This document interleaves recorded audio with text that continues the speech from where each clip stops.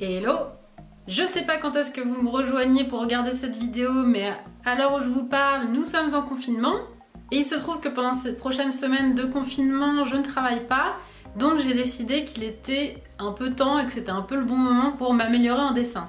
Du coup, j'ai eu envie de me créer une petite routine quotidienne de dessin et de peinture que je vais partager avec vous.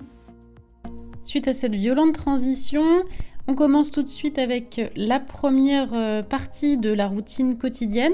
Ça va être les croquis du matin. Donc là, le principe est très simple. Tous les matins, l'objectif, ça va être de remplir un petit peu mon carnet de croquis avec ce que j'ai envie de faire sur le moment. Donc en ce moment, j'ai juste envie d'améliorer mon observation. Donc aujourd'hui, j'ai choisi de reproduire des objets un petit peu de mon quotidien que j'ai à la maison. Alors je vous cache pas que c'est pas ce qu'il y a de plus excitant de dessiner un gel hydroalcoolique, mais voilà, ça m'aide un petit peu à améliorer mon sens de l'observation puisque ça fait un petit moment que je l'ai pas travaillé et ça me permet aussi de me dérouiller et de m'échauffer un petit peu avant de passer au dessin un peu plus important. Donc là, c'est vraiment pas pour objectif de faire quelque chose de beau, mais c'est vraiment pour m'améliorer, pour progresser. Et ça, selon n'importe quel sujet que j'ai envie de travailler. Par exemple, si j'ai envie d'apprendre à dessiner des animaux, je pourrais faire ça tous les matins, dessiner des animaux. Voilà, il n'y a pas vraiment de limite, c'est juste des croquis. Je pense aussi en profiter pour m'améliorer en portrait, en modèle vivant, en travaillant par exemple les contrastes, ce genre de choses. Là, c'est vraiment un moment assez rapide pour juste s'entraîner, quoi. J'essaye quand même de faire en sorte que ça dure pas trop longtemps puisque l'exercice principal de ma routine arrive juste après. Et c'est ce que je vais vous montrer maintenant. Donc là, on rentre dans le vif du sujet avec les croquis quotidiens à la gouache.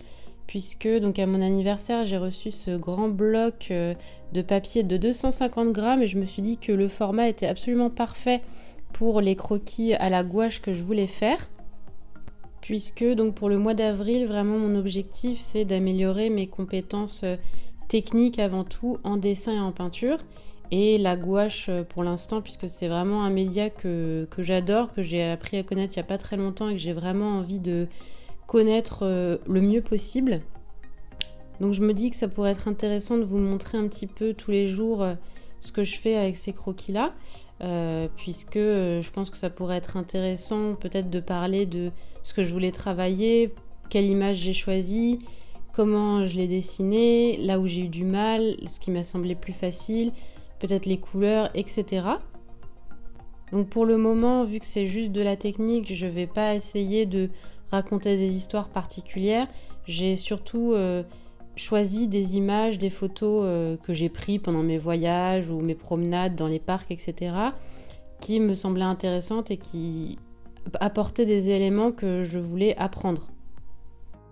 Donc là, pour commencer avec ce dessin-là, j'ai pris une photo lors de mes promenades dans un de mes parcs préférés, qui est les jardins du château de Versailles.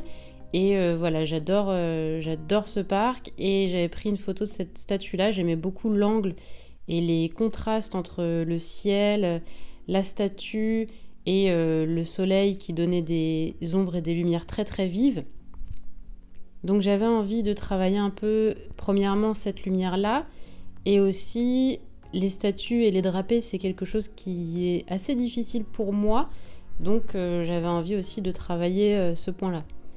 Au final, vous allez voir au fur et à mesure que c'est pas tant la statue qui m'a posé des soucis, mais plus l'arbre, ce à quoi je m'attendais pas.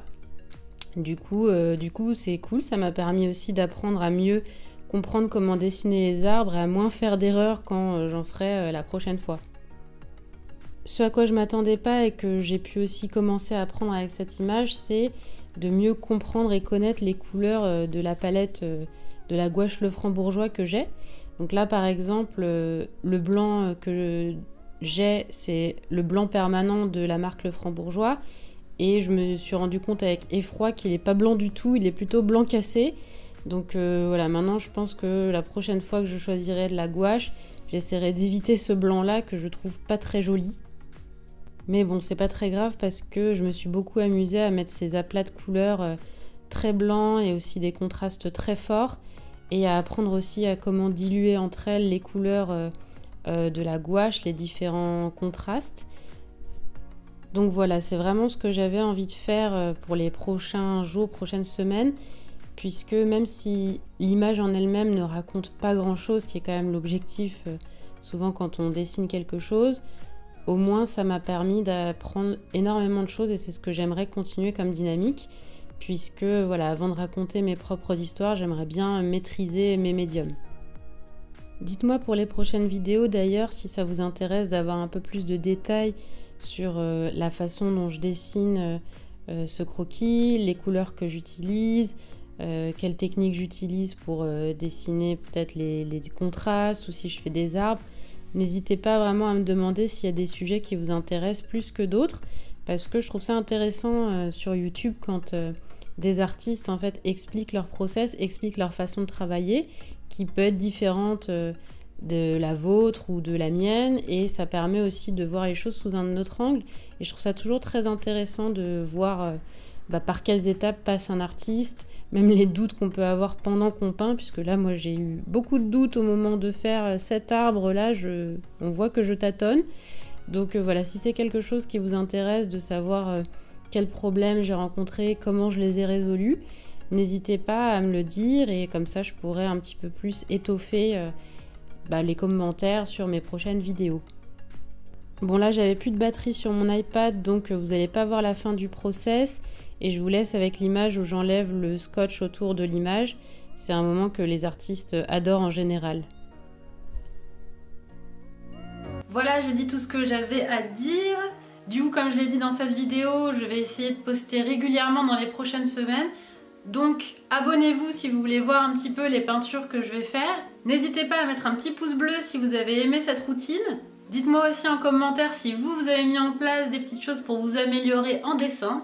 Et du coup, à la prochaine. À la prochaine. C'est dur la solitude. Bon du coup voilà, on peut y aller.